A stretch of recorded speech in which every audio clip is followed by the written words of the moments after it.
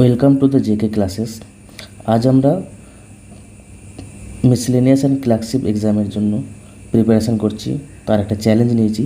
তার আজকে ডে 2। প্রথম দিন আমরা মেকিং অফ দ্য কনস্টিটিউশন পড়েছি। আজকে আমরা পলিটির দ্বিতীয় chapter union and it's territory এই চ্যাপ্টারটা পড়ব। তো শুরু করা যাক।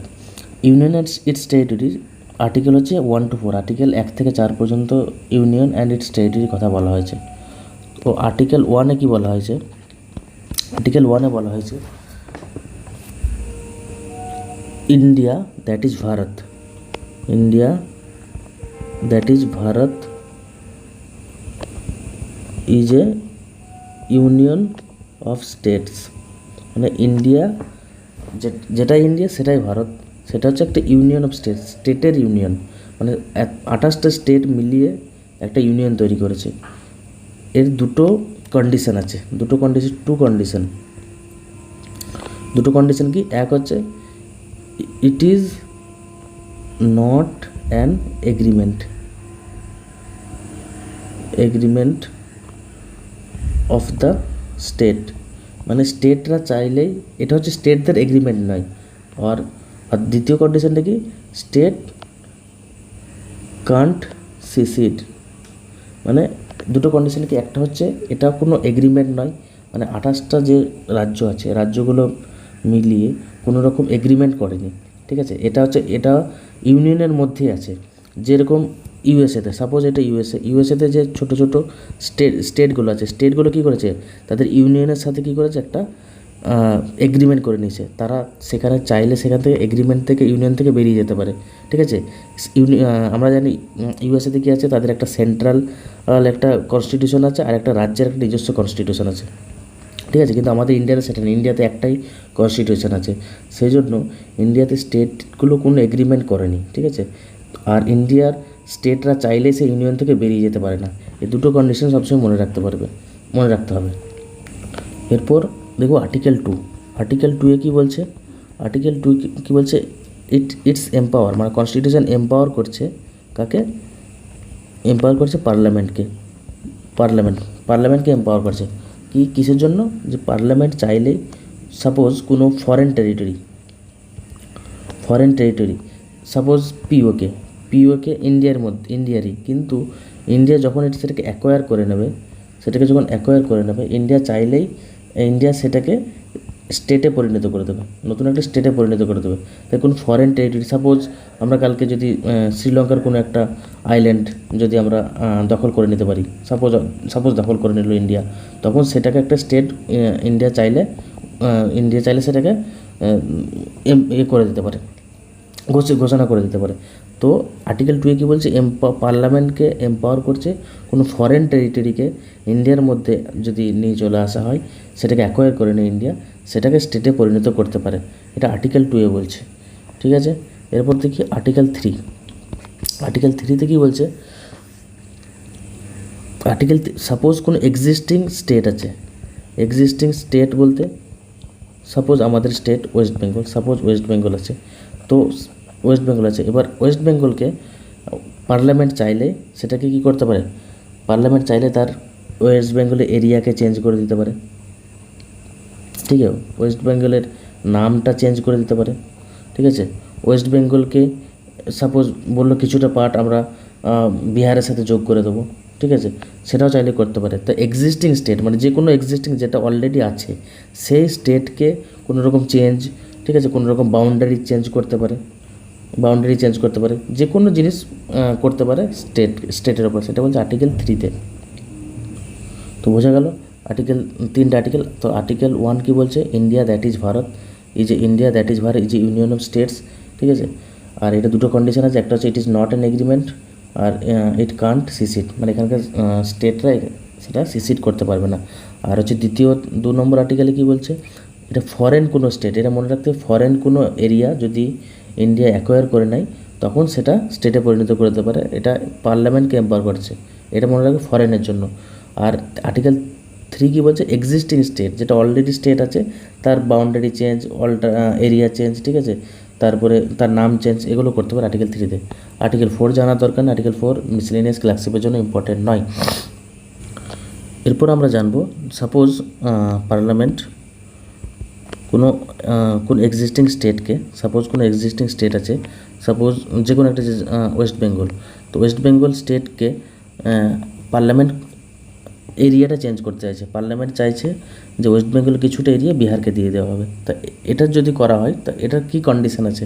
1 নম্বর, প্রথমে কি করবে, এই যে বিলটা, যে চেঞ্জ করার জন্য যে বিলটা, ঠিক আছে, বিলটা ইন্ট্রোডিউস করা হবে পার্লামেন্টে ইন্ট্রোডিউস করবে উইথ রিকমেন্ডেশন রিকমেন্ডেশন অফ হচ্ছে প্রেসিডেন্টের রিকমেন্ডেশন নিয়ে প্রথমে বিলটা পার্লামেন্টে পেশ করবে।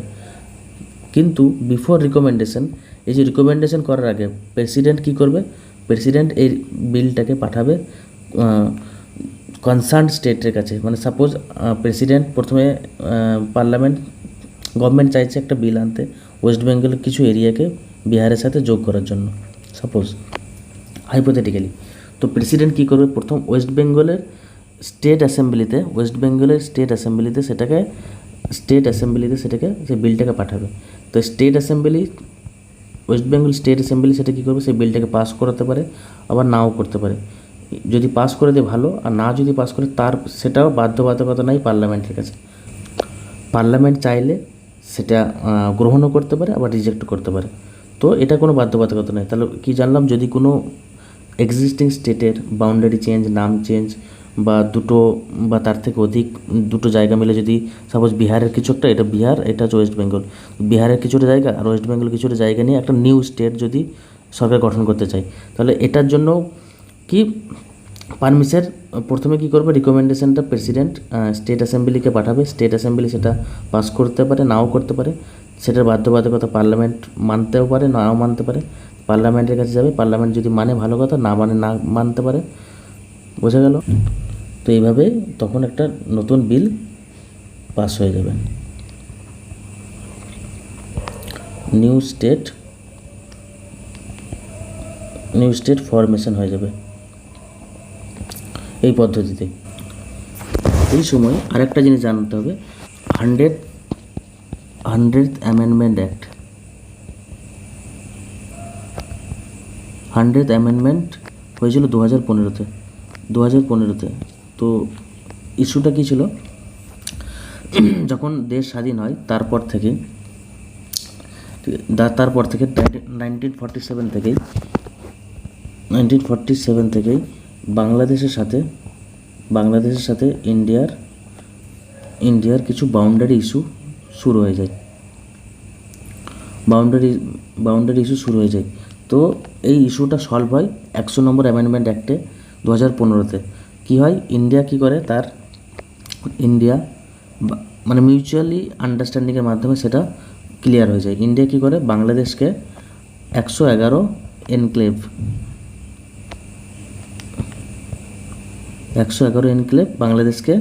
বাংলাদেশকে দিয়ে দেয়। আর বাংলাদেশ কী করে, ইন্ডিয়াকে কী করে, 51 এনক্লেভ ইন্ডিয়াকে ছেড়ে দেয়।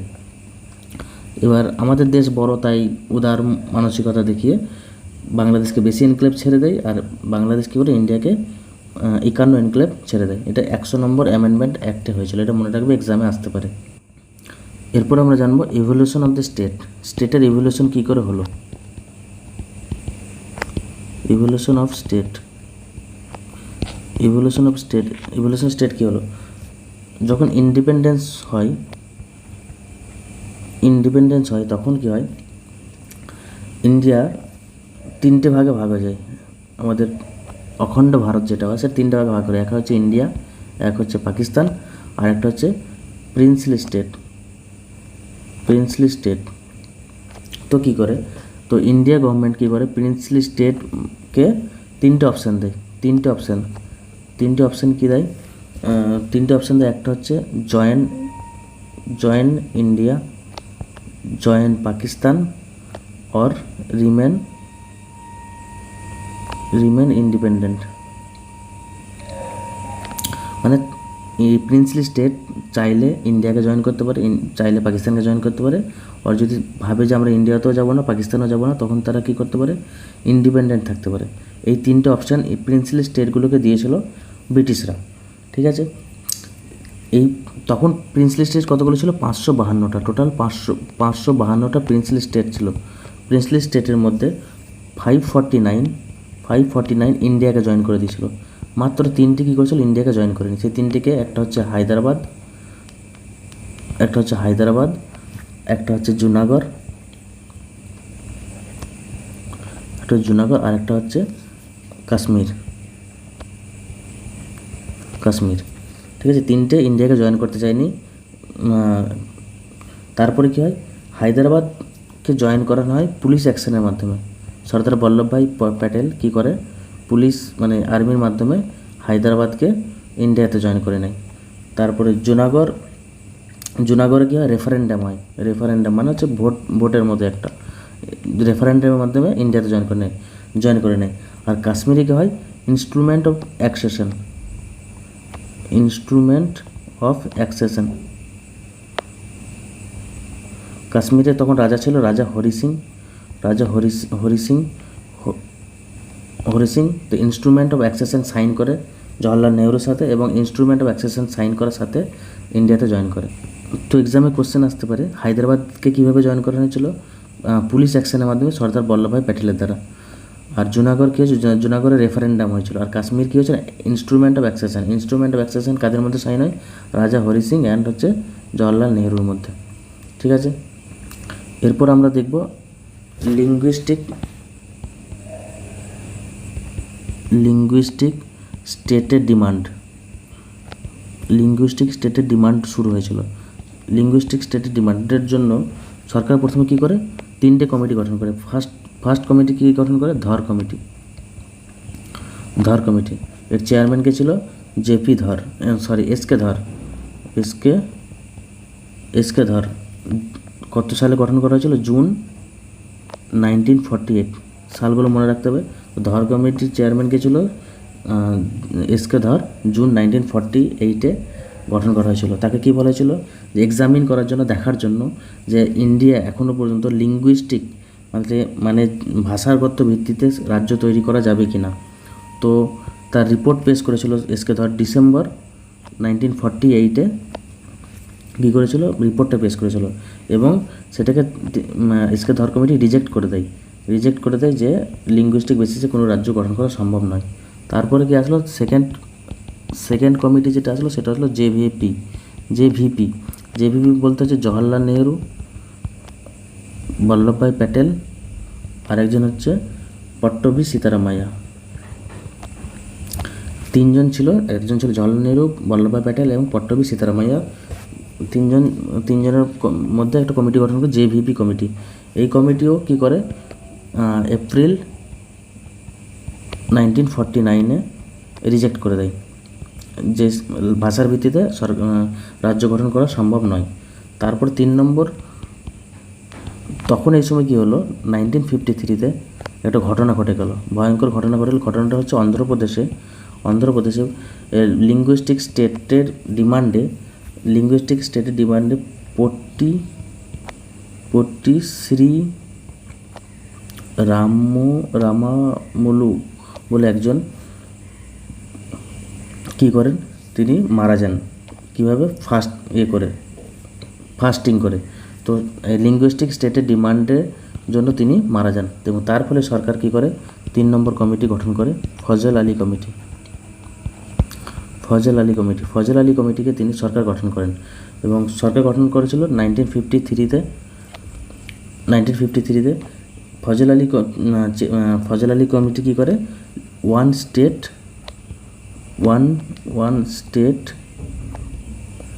ওয়ান ল্যাঙ্গুয়েজ এর ভিত্তিতে এটাকে কী করে? এটাকে রিজেক্ট করে দেয়, এবং কিন্তু অ্যাকসেপ্ট করে নেয় লিঙ্গুইস্টিক বেসিসে স্টেট। লিঙ্গুইস্টিক বেসিস স্টেটকে অ্যাকসেপ্ট করে নেয়, কিন্তু ওয়ান স্টেট ওয়ান ল্যাঙ্গুয়েজ এটাকে রিজেক্ট করে দেয়। এবং তিনি ফজল আলী কমিটি সাজেস্ট করে 14টা স্টেট এবং 6টা ইউটিতে ডিভাইড করার জন্য ইন্ডিয়াকে। এইটা তিনি সাজেস্ট করেন। তাহলে কি হলো? প্রথমে আসলো ধর কমিটি, থর কমিটি আসলো জুন 1948-এ। তারপরে তিনি রিপোর্ট পেশ করলো 1948 সালে, কিন্তু লিঙ্গুইস্টিক বেসিসে যে স্টেট তৈরি করে সেটাকে রিজেক্ট করে দিল। তারপরে জেভিবি কমিটি তৈরি করলো জওহরলাল নেহরু, বল্লভভাই প্যাটেল এবং পট্টবী সীতারামাইয়া। তো এপ্রিল 1949-এ এই কমিটিও রিজেক্ট করে দিল। এবং 1953 সালে অন্ধ্রপ্রদেশে কী হলো, পট্টি সীতারামালু তিনি মারা যান, এবং তার ফলে কী হলো, সরকার আবার একটা কমিটি গঠন করে ফজল আলী কমিটি 1953-তে। 1953 সালে লিঙ্গুইস্টিক বেসিস স্টেটকে তিনি অ্যাকসেপ্ট করে নেন, কিন্তু ওয়ান স্টেট ওয়ান ল্যাঙ্গুয়েজ যে সেটাকে রিজেক্ট করে দেওয়া হয়। এবং তিনি এখানে এই যে ফজল আলী কমিটি সাজেস্ট করে 14টা স্টেট তৈরি করার এবং 6টা ইউটি তৈরি করার। এরপর আমরা দেখব নিউ স্টেট, যে নিউ স্টেটগুলো গঠন করা হলো 1956-র পরে। ঠিক আছে, প্রথম স্টেট যেটা তৈরি করা হলো মহারাষ্ট্র থেকে ভেঙে গুজরাটকে তৈরি করা হলো প্রথম রাষ্ট্র 1960 সালে। তাহলে প্রথম রাষ্ট্র কি তৈরি করা হলো, রাষ্ট্র বলছি, স্টেট তৈরি করা হলো কি 1960 সালে গুজরাট। মহারাষ্ট্র থেকে ভেঙে প্রথম রাজ্য তৈরি করা হলো গুজরাট। নেক্সট হচ্ছে নাগাল্যান্ড। নাগাল্যান্ড করা হলো 1963-তে। 1963-তে নাগাল্যান্ড। তারপরে হলো হরিয়ানা। পাঞ্জাবকে ভেঙে তৈরি হলো হরিয়ানা। কত তৈরি হলো 1966-তে। 1966-এ তৈরি হলো হরিয়ানা। পাঞ্জাব থেকে ভেঙে পাঞ্জাবি ভাষা আর হিন্দি ভাষা আলাদা হয়ে গেলো। তো হিন্দিভাষীরা চলে গেল হরিয়ানাতে এবং পাঞ্জাবি ভাষা থেকে হলো পাঞ্জাবে 1966 সালে। হিমাচল প্রদেশ তৈরি হলো 1971-তে। আর 1975 সালে তৈরি হলো সিকিমকে গঠন করা হলো 1975 সালে স্টেট। আর 1987 সালে তৈরি হলো মিজোরাম অরুণাচল প্রদেশ আর হচ্ছে গোয়া। 3টে রাজ্য তৈরি হলো 1987-এ 1987-তে। আর 2000 সালে তৈরি হলো ছত্তিশগড়, উত্তরাখণ্ড আর হচ্ছে ঝাড়খণ্ড, হলো 2000 সালে তৈরি হলো।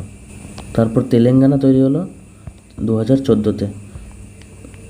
এই ডেটগুলো ইয়ারগুলো মনে রাখতে। অর্থাৎ মহারাষ্ট্র থেকে গুজরাট তৈরি 1960-এ, নাগাল্যান্ড 1963, হরিয়ানা 1966, হিমাচল প্রদেশ 71, সিকিম 1975, মিজোরাম অরুণাচল প্রদেশ গোয়া 1987, ছত্তিশগড় উত্তরাখণ্ড ঝাড়খণ্ড 2000 সালে, তেলেঙ্গানা 2014-তে। এরপর আর কিছু নাম চেঞ্জ হয়েছিল। নাম চেঞ্জ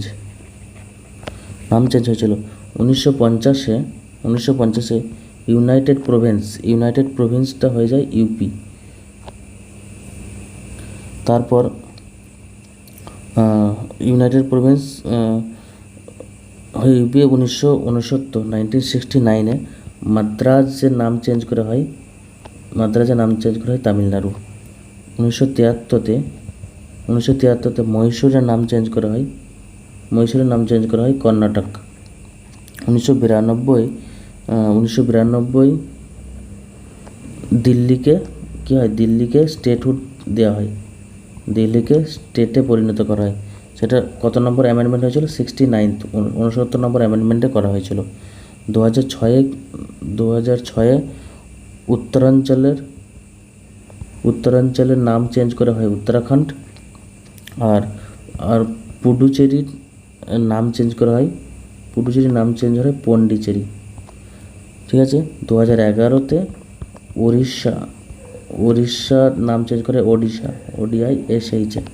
তাহলে 1950-এ ইউনাইটেড প্রভিন্সটা ইউপি, 1969-তে মাদ্রাজটা নাম চেঞ্জ করে তামিলনাড়ু, 1973 মহীশূরটা কর্ণাটক, 1992 দিল্লিকে স্টেটহুড দেওয়া হয়, 2006 উত্তরাঞ্চল হয় উত্তরাখণ্ড, পুদুচেরি হয় 2006 পন্ডিচেরি, উড়িষ্যা হয় ওডিশা। আর কয়েকটা জেনারেল ফ্যাক্ট, যেমন হচ্ছে গোয়া, দমন, দিউ আর হচ্ছে দাদরা নগর হাভেলি, এই কটাকে কী হয় পর্তুগিজ কলোনি ছিল এটাতে। আর পুডুচেরিতে কে ছিল? ফ্রেঞ্চরা এখানে রাজত্ব করত। তাহলে গোয়া, দমন, দিউ ও দাদরা নগর হাভেলি থেকে ছিল পর্তুগিজ, আর পুদুচেরিতে ছিল ফ্রেঞ্চ। এবং চন্দননগরেও ছিল ফ্রেঞ্চ। তাহলে গোয়া, দমন, দিউ, দাদরা নগর হাভেলি পর্তুগিজ, পুদুচেরি অ্যান্ড চন্দননগরকে ছিল ফ্রেঞ্চ। আশা করছি বোঝা গেছে। এর মধ্যেই পড়ে যাবে, যা কোশ্চেন আসবে এর মধ্যেই কমপ্লিট হয়ে যাবে। আরেকবার আমরা রিভিশন করে নিচ্ছি। তাহলে আর্টিকেল 1 আমরা কি বললাম? India that is Bharat is a union of state. এটা দুটো কন্ডিশন আছে। এক নম্বর হচ্ছে এটা হচ্ছে কোনো এগ্রিমেন্ট নয় ইউএসের মতো, আর এখান থেকে কোনো রাজ্য বেরিয়ে যেতে পারবে না। আর্টিকেল 2 কী বলেছিল? পার্লামেন্টকে এম্পাওয়ার করছে, যেখানে ফরেন যে কোনো জায়গা যদি কোনো স্টেট বা কিছু যদি ইন্ডিয়া অ্যাকোয়ার করে না, সেটাকে স্টেটহুড ডিক্লেয়ার করতে পারে। আর্টিকেল 3 থেকে বলছে এক্সিস্টিং স্টেট, যেটা অলরেডি স্টেট আছে, তার এরিয়া চেঞ্জ, তার বাউন্ডারি চেঞ্জ, দুটো বা তার থেকে বেশি স্টেটকে মিলিয়ে নতুন স্টেট তৈরি করা, সেটা সম্পূর্ণ করতে পারে আর্টিকেল 3-র মাধ্যমে। তো পার্লামেন্ট কী কী প্রসেসে করতে পারে নাম চেঞ্জ বা কোনো কিছু বাউন্ডারি চেঞ্জ? প্রথমে কী হবে, বিল যাবে পার্লামেন্টে। তো বিল যাওয়ার আগে প্রেসিডেন্ট কী করবে? প্রেসিডেন্ট স্টেট অ্যাসেম্বলি যে কনসার্ন স্টেটের চেঞ্জ হবে সেই স্টেট অ্যাসেম্বলিতে পাঠাবে। স্টেট অ্যাসেম্বলি সেটা অ্যাকসেপ্ট করতে পারে, রিজেক্ট করতে পারে। কিন্তু সেই রিজেক্ট বা অ্যাকসেপ্ট পার্লামেন্ট সেটা অ্যাকসেপ্টও করতে পারে, পার্লামেন্ট সেটা রিজেক্টও করে দিতে পারে, এবং সেই বিলটা পাস হয়ে যাবে। এবং তারপরে কি দেখলাম, 100 নম্বর অ্যামেন্ডমেন্ট অ্যাক্ট হয়েছিল 2015-তে, যেখানে বাংলাদেশ আর ইন্ডিয়ার কিছু বাউন্ডারি ইস্যু ছিল, সেই বাউন্ডারি ইস্যু রিজলভ হয়ে যায়। ইন্ডিয়া বাংলাদেশকে 111 এনক্লেভ দিয়ে দেয় এবং বাংলাদেশ ইন্ডিয়াকে 51 এনক্লেভ দেয়। তো ইভলিউশন অফ দ্য স্টেট কীভাবে হয়েছিল? ইভলিউশন অফ স্টেট হচ্ছে ইন্ডিয়া, পাকিস্তান এবং প্রিন্সলি স্টেটের 3টা ভাগে বিভক্ত করে দিয়েছিল ব্রিটিশরা, এবং তাদেরকে 3টে অপশান দিয়েছিল প্রিন্সলি স্টেটকে, যে তোমরা ইন্ডিয়াতে জয়েন করতে পারো বা পাকিস্তানে জয়েন করতে পারো, এবং তোমরা চাইলে নিজস্ব ইন্ডিপেন্ডেন্ট থাকতে পারো। টোটাল 552টা প্রিন্সলি স্টেট ছিল, তার মধ্যে 549টা ইন্ডিয়াতে জয়েন করেছিল। 3টে হায়দ্রাবাদ জয়েন করতে চায়নি, সেটা পুলিশ অ্যাকশনের মাধ্যমে সর্দার বল্লভভাই প্যাটেল ইন্ডিয়ার সাথে জয়েন করে নেয়। জুনাগড়ের রেফারেন্ডাম বা ভোটিং সিস্টেম হয়, রেফারেন্ডামের মাধ্যমে ইন্ডিয়াতে জয়েন করে নেয়। এবং কাশ্মীর ইনস্ট্রুমেন্ট অফ অ্যাক্সেশন, ওখানকার রাজা হরি সিং জওয়াহরলাল নেহরুর সাথে সাইন করে ইনস্ট্রুমেন্ট অফ অ্যাক্সেশনের মাধ্যমে ইন্ডিয়াতে জয়েন করে নেয়। তারপর কী দেখলাম, লিঙ্গুইস্টিক স্টেটের ডিমান্ড এসেছিলো। লিঙ্গুইস্টিক স্টেটের ডিমান্ডে পরে সরকার 3টে কমিটি গঠন করেছিল। এক হলো ধর কমিটি, এসকে ধর, জুন 1948 তৈরি করেছিল, ডিসেম্বর 1948 সালে রিপোর্ট পেশ করে, কিন্তু লিঙ্গুইস্টিক বেসিসে যে স্টেট গঠন সেটা তারা রিজেক্ট করে দেয়। জেভিভি তারপরে কমিটি আসলো, জওয়াহরলাল নেহরু, সর্দার বল্লভভাই প্যাটেল এবং পট্টবী সীতারামাইয়া, এটাও রিজেক্ট করে দেয় লিঙ্গুইস্টিক বেসিক স্টেটকে। এবং 1953 সালে অন্ধ্রপ্রদেশে পট্টি সীতারামলু মারা যান। তার ফলে ফজল আলী কমিটি আসে 1953-তে এবং লিঙ্গুইস্টিক বেসিস স্টেটকে গঠন করার জন্য সেটা অ্যাকসেপ্ট করে নেয় এবং সাজেস্ট করে 14টা স্টেট এবং 6টা ইউটির জন্য। তারপর নিউ স্টেট গঠন হলো 1956 থেকে। মহারাষ্ট্র থেকে ভেঙে গুজরাট হলো গুজরাটি স্পিকিং মানুষদের জন্য 1960-এ। নাগাল্যান্ড 1963, হরিয়ানা 1966, হিমাচল প্রদেশ 1971, সিকিম 1975, মিজোরাম, অরুণাচল প্রদেশ, গোয়া 1987, ছত্তিশগড়, উত্তরাখণ্ড, ঝাড়খণ্ড 2000, তেলেঙ্গানা 2014 সালে তৈরি হয়। কিছু নেম চেঞ্জ হয়, এখান থেকে দেখে ফ্যাক্ট পড়ে নেবে। ধন্যবাদ।